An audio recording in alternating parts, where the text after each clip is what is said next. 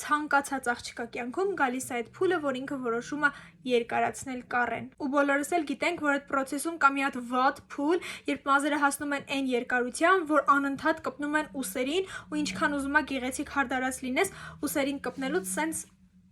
թեքվում են։ Ես լուծումը գտել եմ, ես այդ խնդրի դեմ ոչ թե պայքարում եմ, այլ այնպես եմ անում, ասես այդպես էլ պետքա լիներ։ Քիչ խոսամ, շատ ցույց տամ։ Վերցնում ենք մազի մեկ սեգմենտ, որը ես արդեն ուղիղացրեցի,